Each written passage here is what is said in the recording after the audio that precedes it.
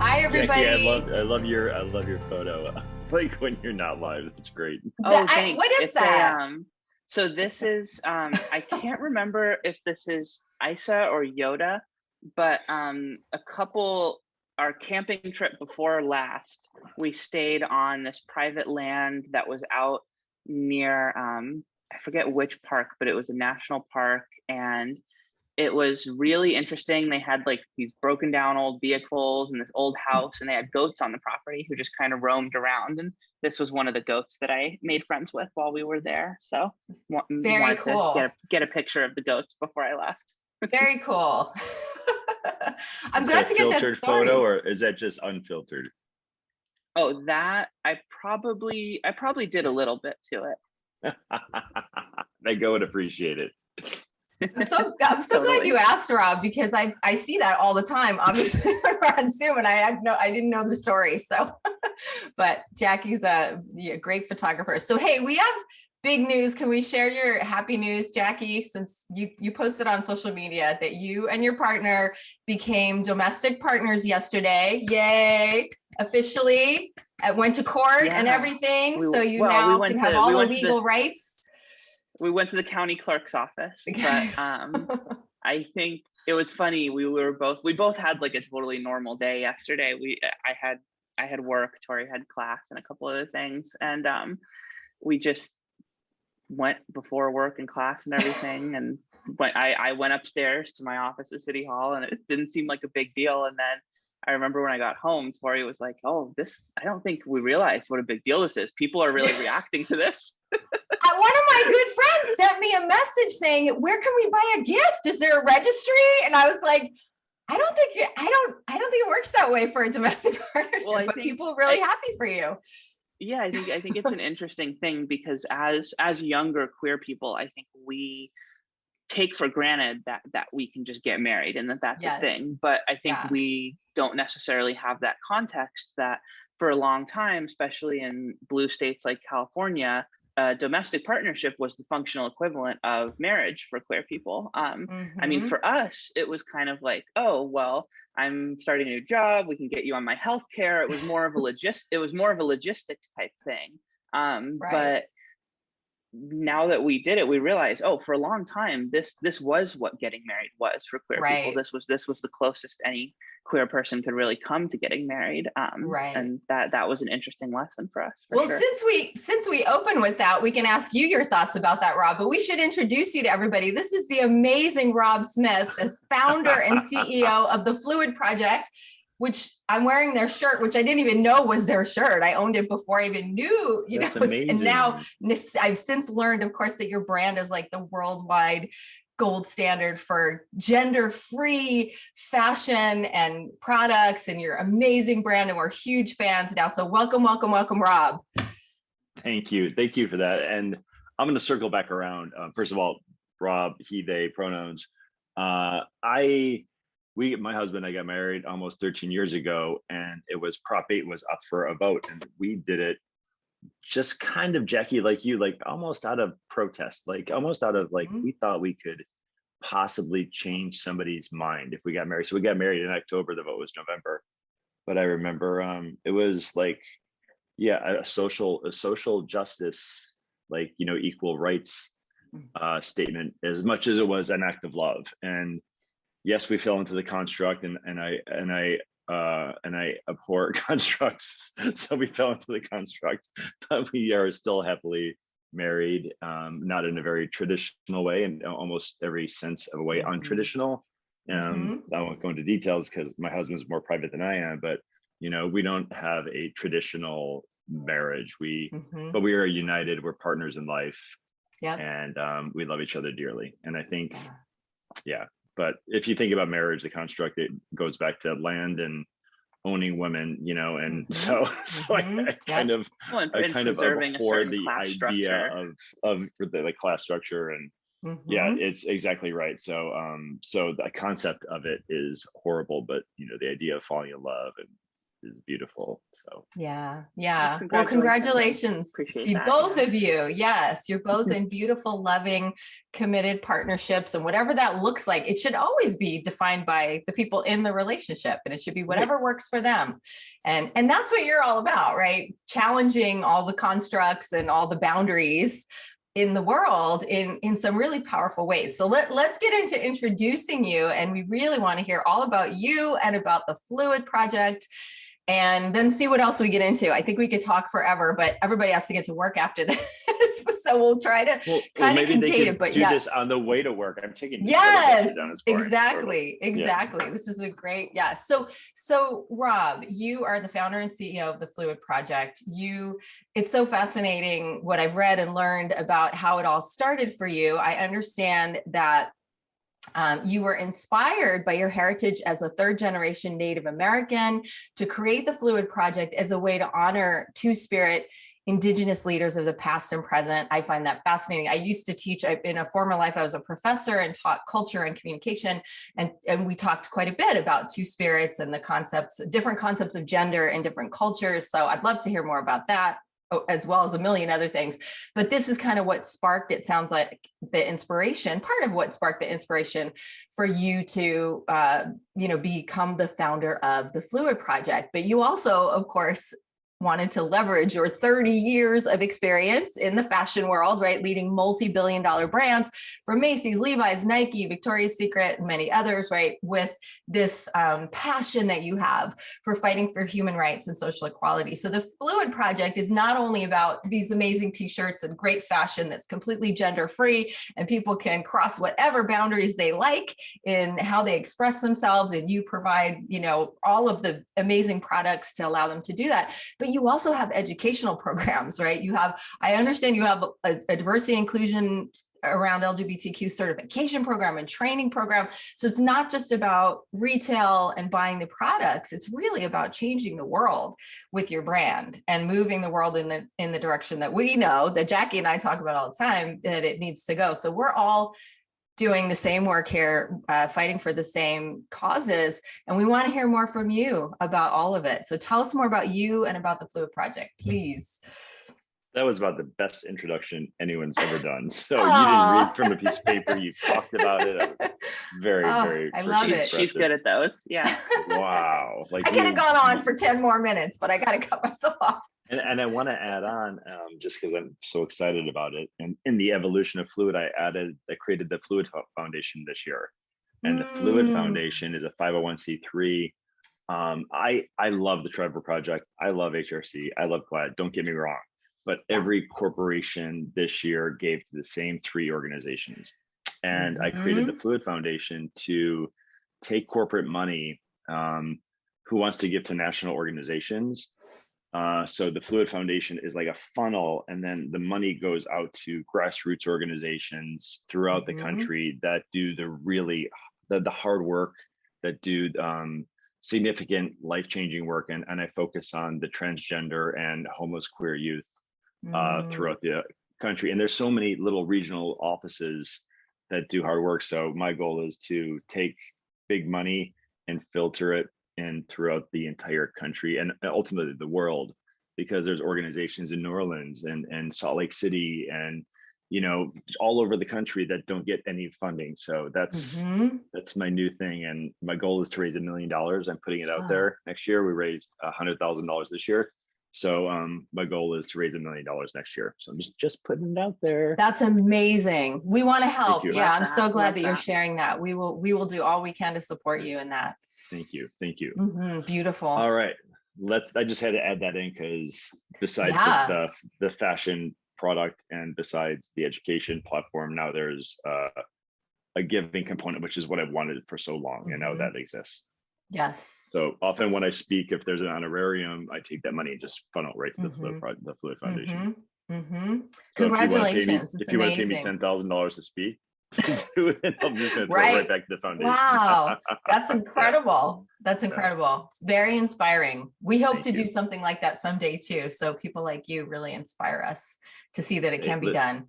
And if you want to do it, I'm happy to help. Yeah, I always tell people, like, that game Shoots and Ladders. Remember Shoots and Yeah. Ladders? Oh yeah. Like I try to help people like get up instead of sliding down. Like whatever I learned, I try to help people get there faster. You know, learn from my mistakes. Yeah. Yep. Absolutely. So let's play Shoots and Ladders. Yes. Love it. For good things. Great metaphor. Exactly. All right. Let's so more about So tell anything more about how the Phluid Project started for you, because my understanding is that you launched it in 2018. Is that right? March of 2018 is March of 2018. March 1st, 2018, we opened the door of the store. Yes. The store, which existed in NoHo, and it was a full moon, Virgo rising. I'm a Virgo. So we had a very spiritual ceremony, actually. I invited in a shaman, and we literally like cleansed the entire space. We saged it. We saged everybody. I know I'm a little wacko, but it was important for me to create a sacred space and to clear out any bad energy, because fluid, the physical space, as well as the virtual space, but the physical space was a sacred space. And it was a place that I saw as not like a retail store, but more of a community gathering, place to gather as a community, a place to take a concept that people have a hard time understanding and make it real, so people could come in and go, oh, I understand now. Like, because they would see a dress like, this is gender free. I'm like, yeah. And they're like, okay, I got it. And they would literally like walk out with their mind changed. So it was a store, it was a community center, but it was also a laboratory. It was also for me, we had a social code in the store, 10 social codes. And one of my favorites was we're all students, we're all teachers. And I sat there for 2 years and became a student. I just listened and learned, built relationships. I couldn't do what I do as well as I do now without having sat there for 2 years and just learned and observed and become a spokesperson. I think that's part of being an ally that people don't understand is a huge part of allyship is education. But it's also just listening, and yielding space, and then saying, how can I support you? Right. But people just want to jump in, like, how can I support you? Like, no, you got to do the work first. You got to educate yourself. You have to listen. And that's a key part of being an ally and an advocate. Yeah. And can you talk a little bit about how that initial vision of creating that physical space that sounds so special, and I wish I could have been there, how that kind of collided with reality when COVID happened, and how you had to pivot, and what things have been like over the past year and a half for you? Yep. So I'll actually go back to the origin, because you touched on it just a bit, Bridget. I was in corporate America, for 30 years. You mentioned Levi's, Nike, Converse, Hurley, Victoria's Secret. And then this is personal, but I went to my first Burning Man about 5 years ago. And there's a saying, don't quit your job after your first Burning Man. I came back and I was like, you know what? All this is like BS. I gotta go do me, whatever me was. But I knew that I couldn't live two separate lives anymore. A daytime job and a nighttime job, daytime making money for corporate America, a nighttime job with social justice, specifically LGBTQ plus youth. And so, threw in a backpack and I started traveling around the world, because I always find the answer is not in your office or your home or your backyard or your city.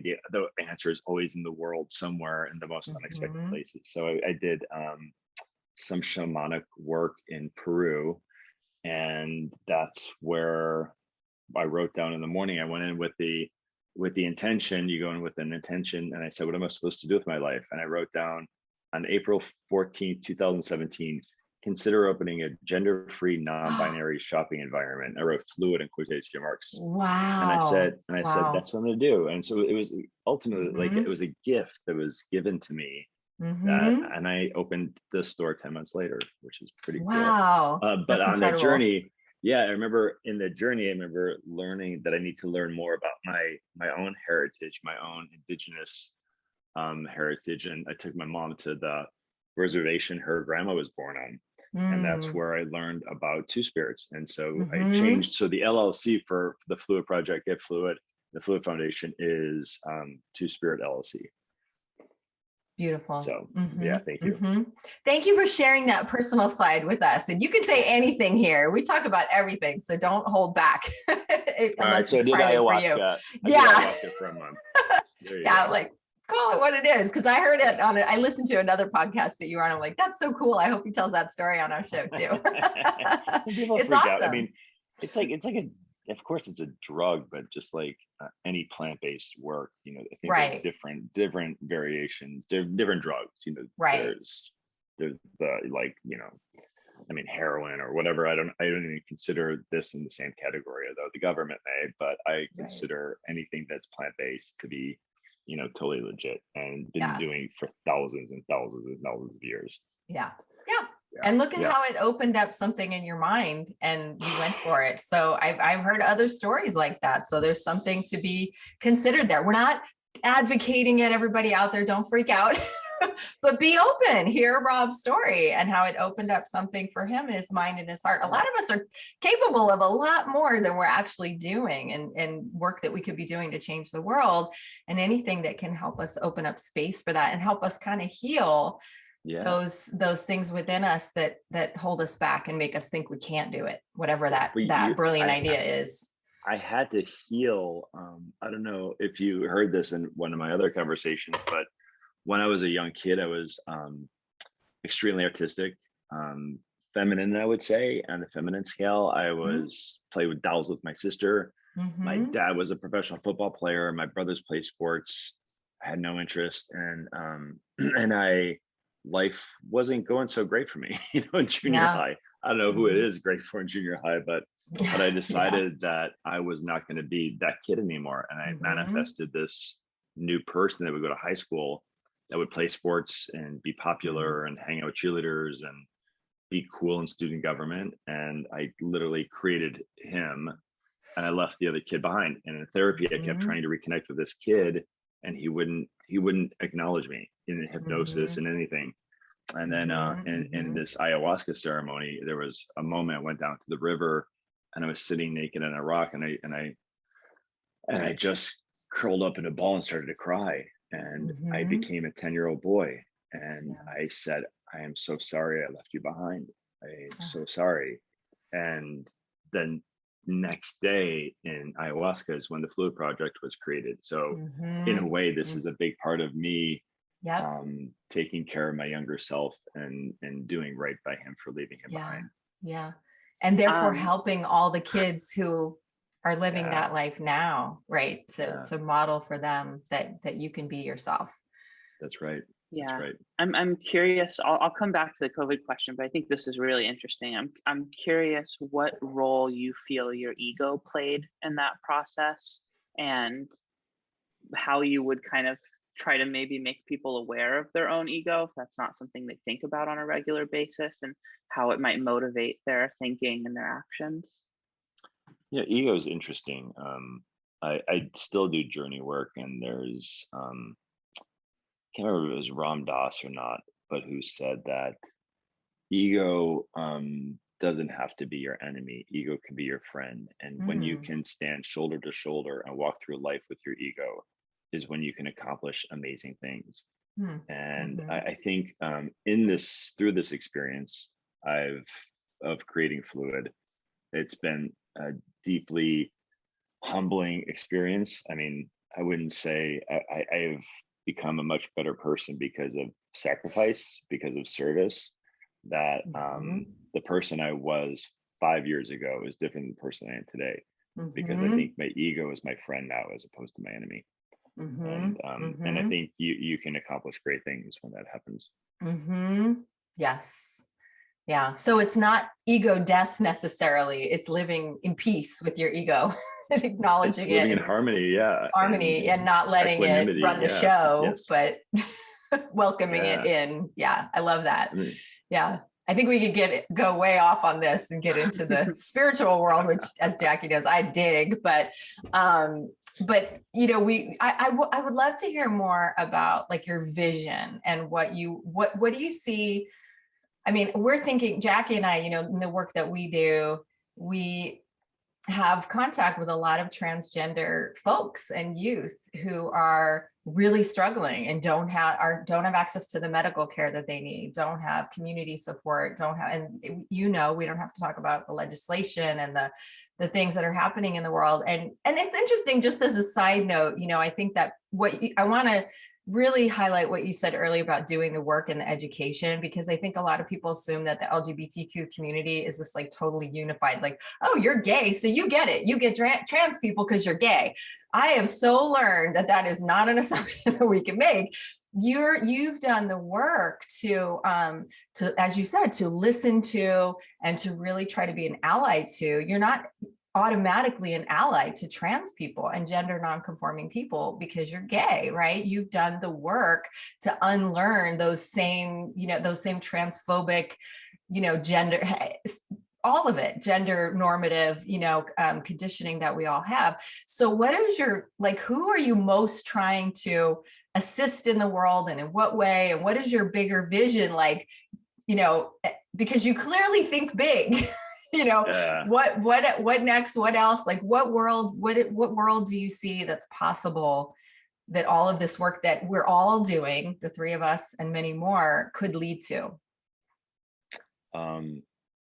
Such a good question. I'm gonna start very rambling, but go with it wherever you want. Well, I'm gonna start off first of all, when to your point, when I go into a company and they say, oh, this is really interesting, let me introduce you to our let's say gay employee resource center group, or the whatever the Pride ERG, you know, right? And I'm like, no, because they're usually like older white gay guys.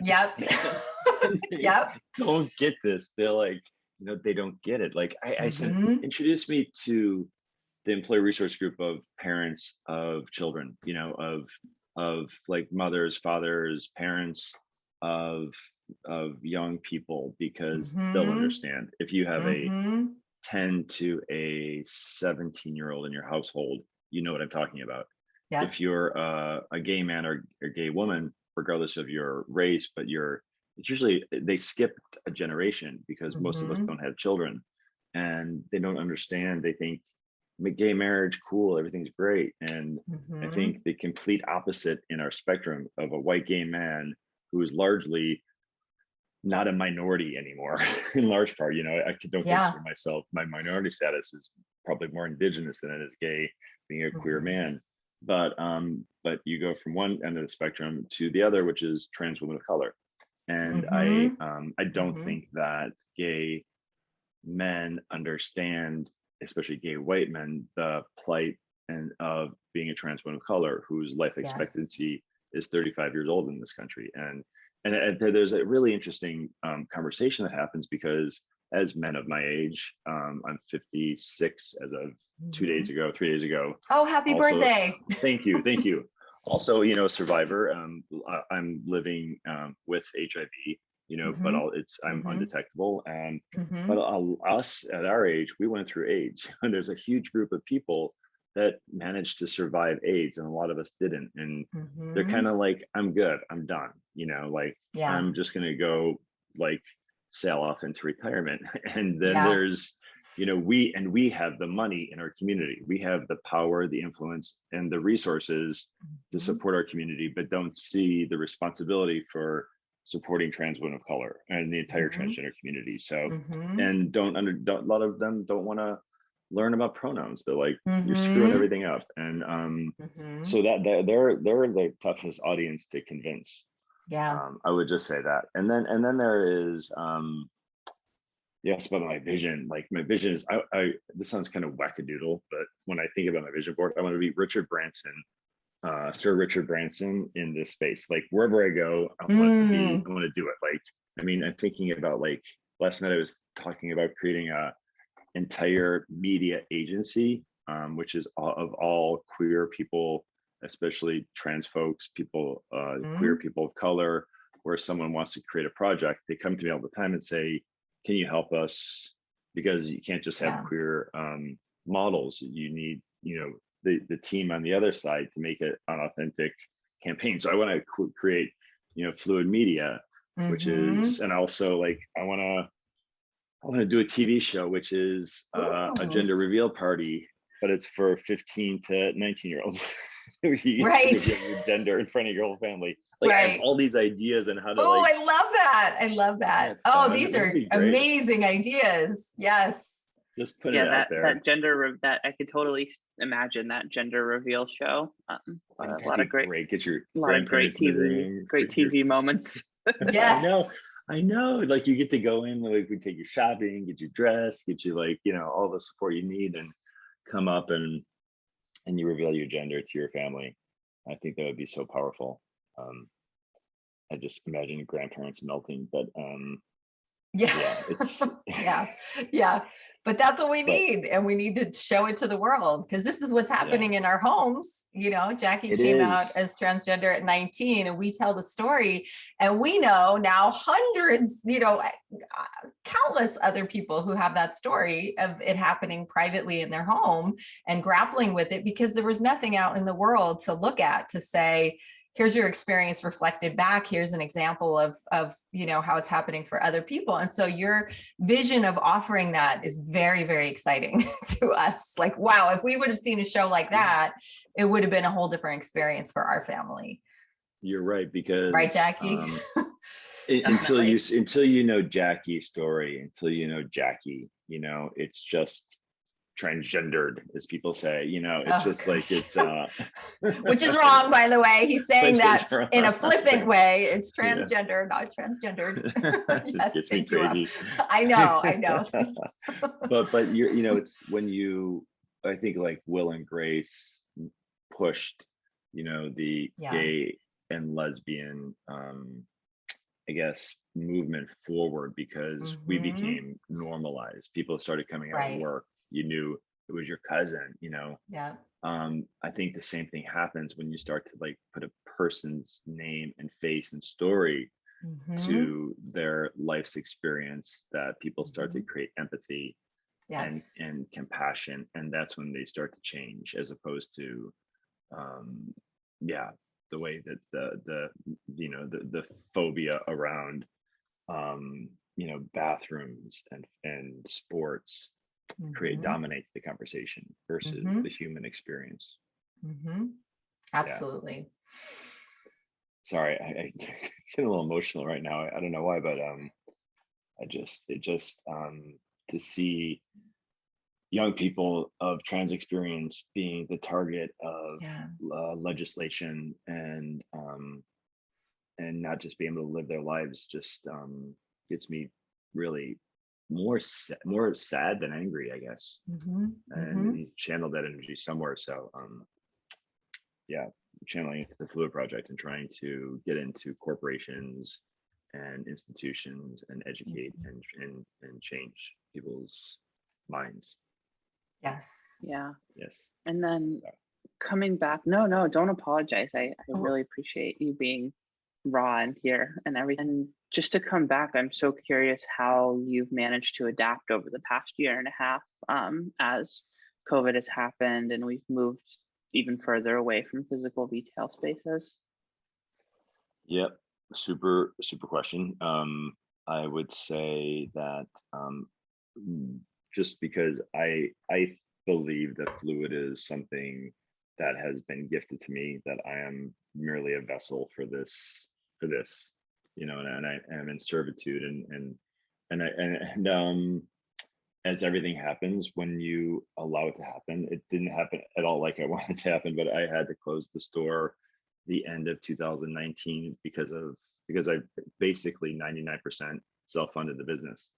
And the store was remarkable, but it was financially unsustainable. I was hemorrhaging, cash every month, but it launched the brand, and I wouldn't change it for the world. And it was just such an incredible experience. And then I went into 2020 feeling pretty good. I had a couple consulting jobs. I was feeling pretty good. Had a bunch of debt, and COVID happened. That all disappeared, and it was a struggle. It was really a struggle to get through COVID. And then I don't know, I guess Target reached out to me and said, hey, would you like to be part of our Pride collection? So I was like, sure. So I created a catalog for wholesale, which I knew how to do, and showed it to Target, and started showing it to other retailers. And, last year, or this year, I guess, a year later, Phluid's in 5,000 stores across the country and launching globally, which is pretty amazing. So it just, amazing. yeah, Oh my gosh, I'm just thrilled. And then through, the Black Lives Matter movement, all of the education stopped and was cut off, and everyone shifted to race, which is completely fine with me. It was hard personally, because all the education opportunities we had disappeared. But then after Black Lives Matter, people were like, okay, what's next? And many of them are coming to Phluid, Get Phluid, which is gender expansive training. And they're continuing their journey toward inclusion and equity and inclusion. And so, and diversity. And I just, I'm so grateful. So things are happening, and I bigger than Rob a year ago could ever imagine, bigger, like it's the scale and the size of what it's becoming is different than what I wanted it to be, but exactly what it's supposed to be. And that's when you get in the flow of life and you say, okay, scrap your plans. Like what's next? And it's beautiful. Yeah. Yeah. Well, online sales, I mean, you said how many people visit your website every day? It's astronomical. It's like so many people, right? A lot, not enough buy product, but I actually, but you get a lot of activity there. We get a lot of activity. I actually created the website less to sell product and more to be a resource center. Yeah. So when you think about like what I want the website to be, I was talking to someone yesterday. I want it to be a place that continues to be a place for resources, for articles, for education. Even if you go now, if you can go as for queer parents of queer children, for transgender resources, for understanding pronouns. So it's a resource center as much as it is a place to buy products. So in my future world, somebody comes to Phluid and spends a half an hour on the website just exploring. And ultimately what I want to do is create create communities of, let's say, parents who have children who identify as transgender and or identify young people or people who identify as non-binary, and to create groups of people who can have community, as opposed to some of the hostile, toxic places that exist in social media, but instead to create a safe space that, people can converse and find community. And, some people come to me and say, can you help my child, or me? My child is transgender and I'm trying to understand, and where do I learn? And so I just want to create support systems for people who are going through life's experiences, whether it's as a parent or as a person. Yeah. Well, I love that you talk so much more about the education than the products, but we also want to plug, like, I'm wearing your shirt and I got it from online from Target for Pride. And I didn't even know, I looked at the name tag today to get right. And I'm like, oh yeah, this is the Phluid Project shirt. Like, so those partnerships that you have and seeing how you're able to help all these, all the companies that you partner with bring this awareness to the world, whether it's through the products or through education. It's very, very inspiring. And we're very thankful and grateful that you're doing this work.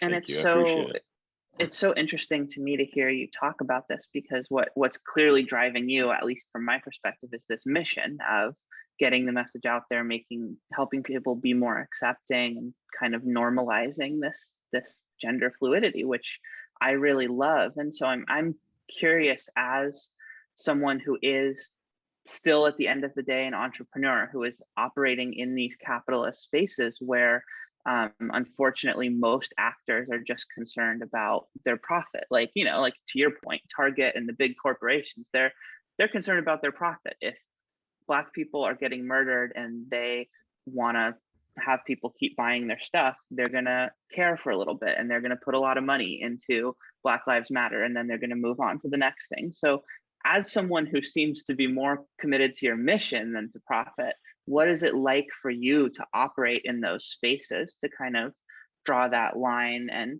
I know that you're committed to being sustainable, and that's another great example of prioritizing a mission over a profit. And how do you feel it's best to operate in those spaces? What is your hope for? How much do you see this scaling up? Is there a limit to the amount that this should or could scale up? And should other people be out there doing the same thing that you're doing? I'm really curious what your thoughts are on that. Yeah, I'll break down those questions.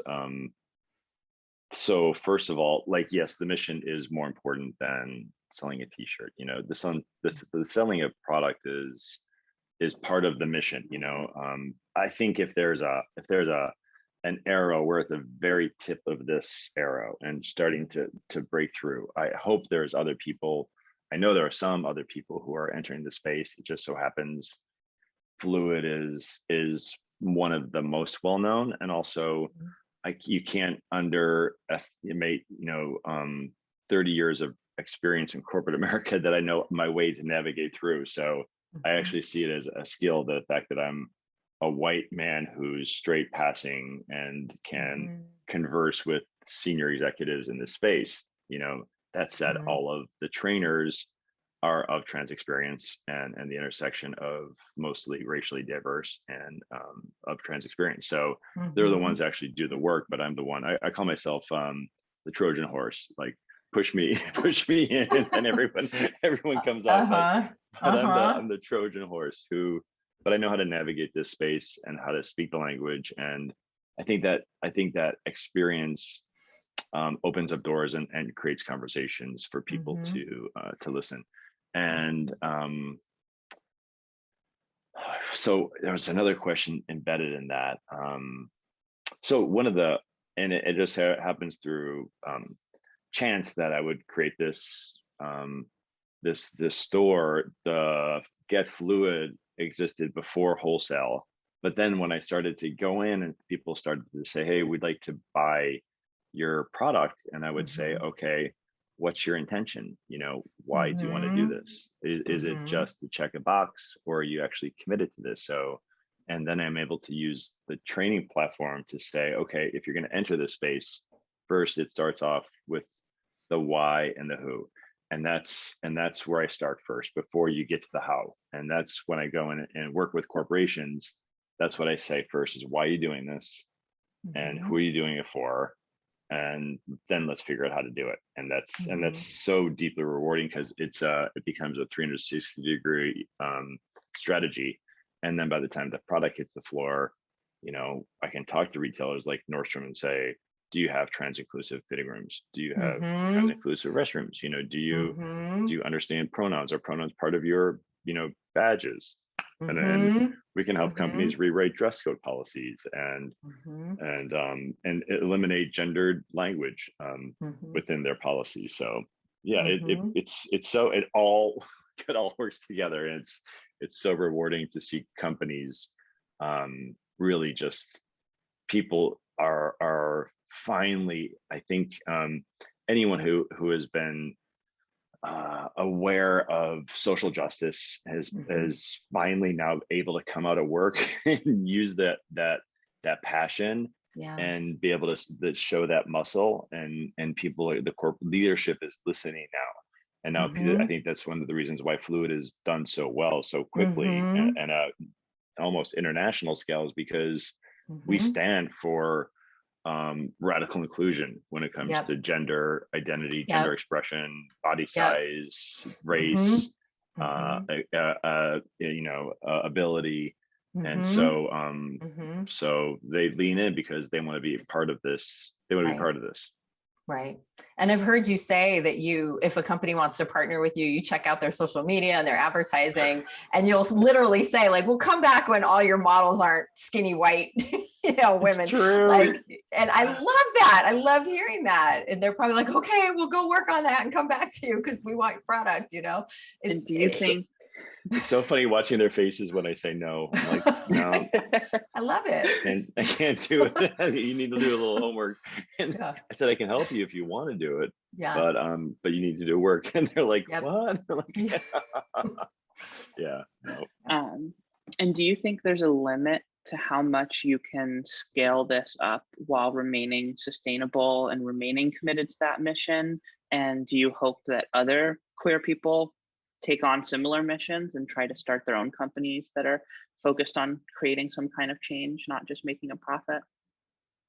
Yeah, I mean, part of the Phluid website, if you look at it, is curation of queer-owned, women-owned, BIPOC-owned, trans-owned businesses, and they're not huge, but we want to be a platform for purpose-driven companies and people who are likely not to end up on Amazon, you know. And we're kind of, I call it us the Etsy of like-minded people, you know. And so yeah, so I encourage more people, and if we can support the brands, we will support the brands. We do it through a profit share. You know, it's hard being, you know, in a way the only one doing this. You know, I always say you can't build a stool without 3 legs. So, you know, as I do this and go into spaces, it sure would be nice to have partners. And yeah, it's hard to be the only one. It's hard to be first, and because most of your energy is convincing people why and how they can do it.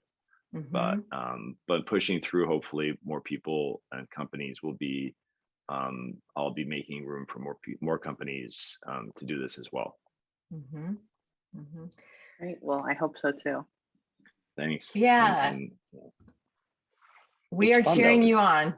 It's fun. Sure. I mean, it's fun, like, you know, talking to Sephora, and like, you know, we have this gender-free scent at Sephora, and I'm like, well, nice. You know, navigation is only male and female. I said, you know, how can we create an all gendered space? Ooh, yes. How can we go into like department stores and take the word women's off of dresses and just make it dresses? How can we do small things that start to create an impact without, you know, without making, you know, press release statements about it, just doing it. And so that's the stuff I get excited about. Yeah. I'll give you a big one. How do you eliminate the word sir and ma'am and Mr. and Mrs. in conversations? I was just having this conversation with a colleague yesterday. Because he was saying, you know, when I'm sending these emails in certain professional situations, I feel like I have to say dear sir or madam, and he feels like it's not as professional to say to whom it may concern. And I think people are struggling with this. They want to do something better, but I think on the other hand, they're like, they don't know how to do that, you know? Yeah, I mean, there are other words. Every word exists already. So I like to tell people the word exists already. It's just finding a new word for it. But I like to put people in a different situation. I said, imagine if you're recently widowed, or imagine if you're never been married, you know, as a female, or if and somebody calls you Mrs. What a triggering, you know, reaction that is. Why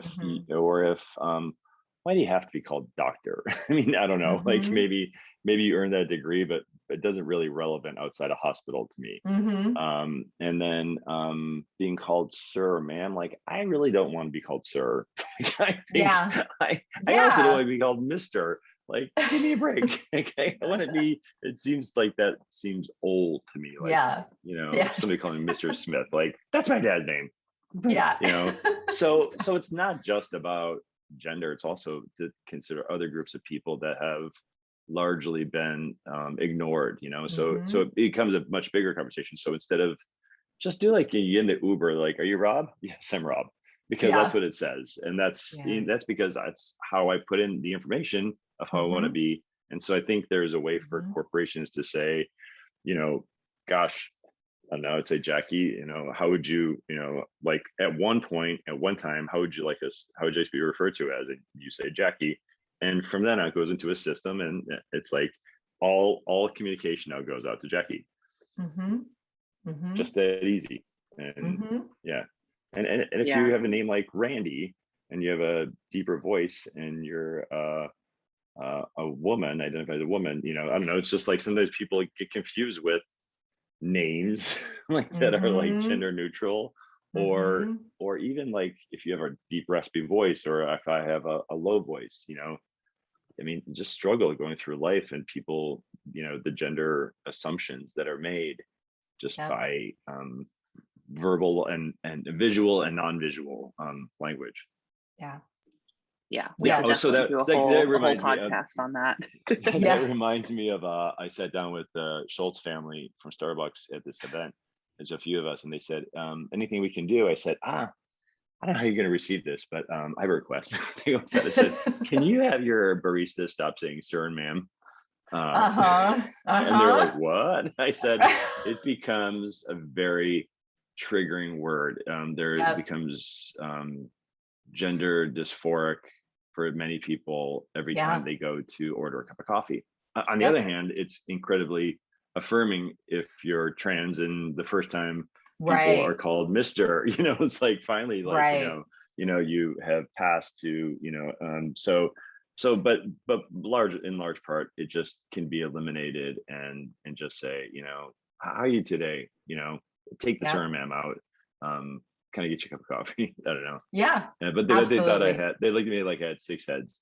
Like, well, but it's a start. You opened a door, you planted a seed, right? And that's what you're doing. A lot of the work that you're doing is so on the cutting edge that you're just starting to kind of touch those people who really have not been exposed to the messages. I mean, we're all steeped in it, right? It's so familiar to us, and we talk about it all day long, but there are more folks out there in the general population who don't think about this or talk about this at all. So I think I'm just really inspired that you said to the Schultz family to have your baristas not say sir or ma'am. I mean, it might be beyond our lifetime, Rob. We're both at our 50s until that actually happens at Starbucks.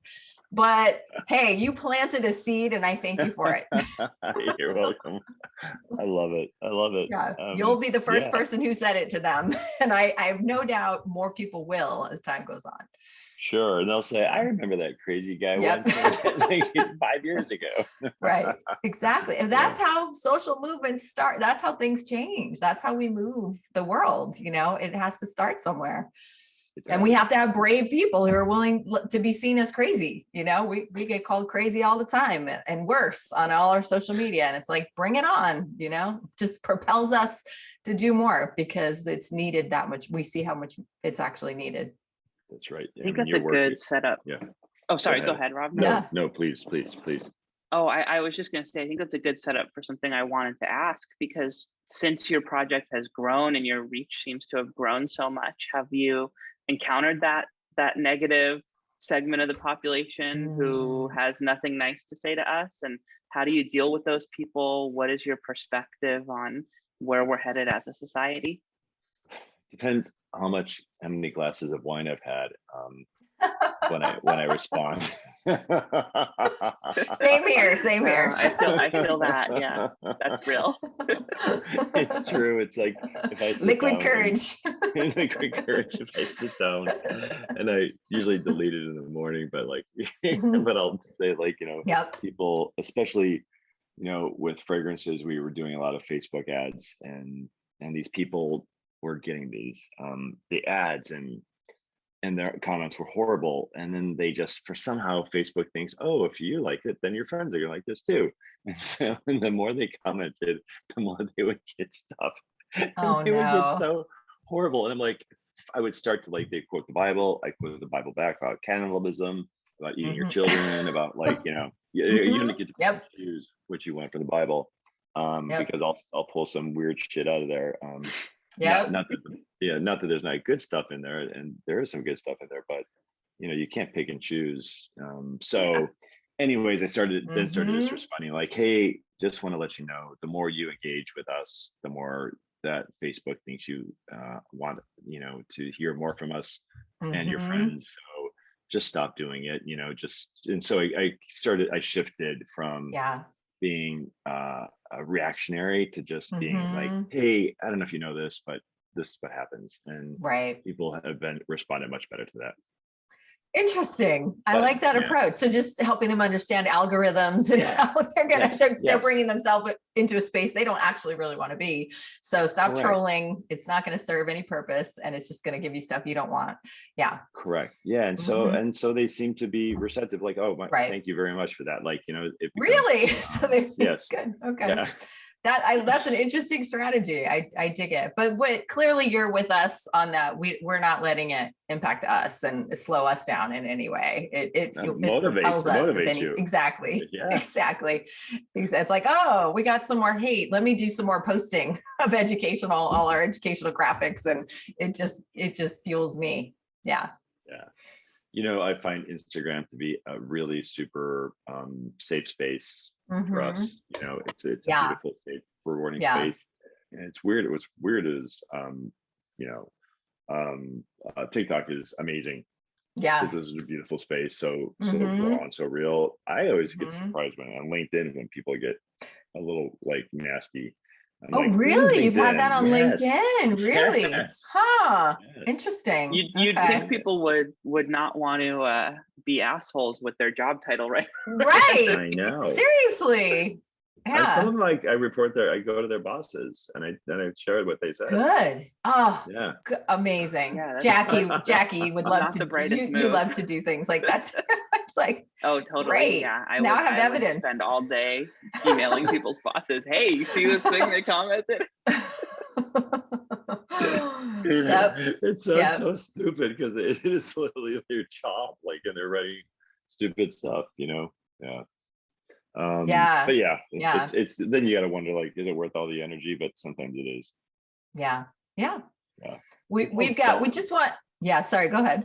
No, people don't like change.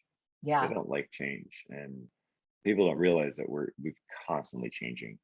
Like language changes. Yes, everything changes. We're never. I mean, think about 50 years ago. Right.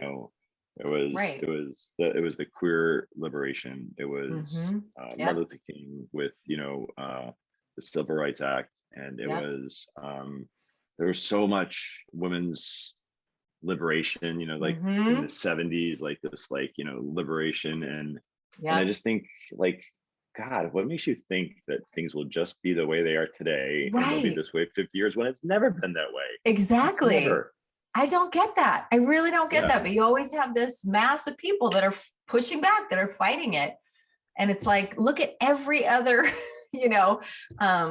cause in all of history. And it's always moved forward. It's continued to move forward. But, we just have to hang on to that history and trusting that will continue to happen. And these people will always be there to continue trying to fight it. I think Jackie was we have some comments in our live stream that people are commenting, and I just wanted to share. Are they saying nice things? Yes, they're saying super nice things. They're very happy to be here with you too. We want, Jackie, did you want to read? I saw someone make a good point in the comments that LinkedIn just started making provisions for people who don't want to be gendered. So that's a great example of kind of taking those small steps that can make a big difference for people. Yeah. And I see another comment saying that this person sees this in Black theological spaces all the time, for Black trans women, bringing greater awareness to the issues they face and using pronouns to show that you're an ally is super important. Yeah, great point. And Danielle saying that, really appreciate it, Danielle. Danielle saying that the work that you're doing can ultimately, this work saves lives, so we've got lots of support here live, and just wanted to share that with you. Thank you, everybody who's out there live. And you may be listening on a podcast, you may be watching the video in our membership. This is going to be in lots of places because we want as many people as possible to hear from Rob and to be inspired by what he's doing, and for all of us to jump on board in all the ways we can. So what's next for you too? What's on your horizon? What is your vision? Good question. Keep doing this. Well, we've actually been talking our kind of next step, because we've done a lot of work creating educational materials for families, friends, loved ones of trans people. So we are starting to look at doing something similar to what you're doing, but in a more strictly educational sense about reaching out to institutional clients, whether that's public universities or businesses or anything in between, and providing workplace training, gender inclusivity training, how to be inclusive for your trans employees, and really making sure that people understand that. So we're looking at trying to put together kind of a prepackaged course, similar to a lot of the employee training that people already do, that would make it pretty easy to get it out widely into a variety of different institutions. Yeah. Good. I wish you luck. I mean, think about how many people there are in this country to train, you know. Totally. Yeah. It's a big task. Big task. But it's, you know, those people, if we do like a gender 101 course and we do it for a company, I said, invite every person you can and tape it, you know? So people who, so I just want as many people to be exposed as possible to begin the conversation. So then they go home to dinner and talk about it at dinner and bring somebody else in the conversation, and then start to like, create this ripple like that goes on. But so as many people that are creating ripples, the more and more impact it has. Yep, exactly. And I also really want to move into doing courses for parents, as you've mentioned several times, you know, how important it is to reach that group of folks, with people with young kids, and people are trying to learn on the fly as their kids tell them, you know, oh, mom, I identify as non-binary now, you know, and mom's like, what does that mean? And try to Google, right? So I really want to help parents. I have been doing that in our support group and in small ways, but I need to really set some bigger goals around reaching that audience, because there's a big need there. There's a huge need for parents. I think it's a huge space. Do you know, I'll do a plug for another organization called Gender Cool, which is I've heard of them, and I know someone who knows the founder who's going to make the connection. So you know that you're connected with them as very well. Yes. And what I love about them is doing what we talked about, which is you get to meet human beings and their stories, you know. And so when people are like, trans women can't play sports, I'm like, I'm going to introduce you to somebody. Rebecca is her name. I'm going to introduce you to Rebecca, who is just adorable and wants to play lacrosse. And to think that she can't do that, like, I mean, honestly, like, Rebecca isn't like 6'4", like 250 pounds. Rebecca is just like beautiful girl, and just like, you know what, like, I just but it's meant to it's an organization, just like we're talking about, where you meet people, and when you meet people and hear their stories, hopefully it starts to crack at people's like biases, chip away at it. Exactly. It's one person at a time. That's exactly right. Well, Jackie, I know you have to run to work. Thank you Jackie so much for making time. But we could talk to you forever, Rob. This was amazing. Thank you so much. Really appreciate it. Let's stay in touch. Appreciate both of you. And if anybody, the Phluid Project, spelled PHLUID, go to the website. You can also find out more about education. You can find out more about the Phluid Foundation. And shop our brand and other brands. And then the great resources too. Resources for people to learn and educate and just be part of the community.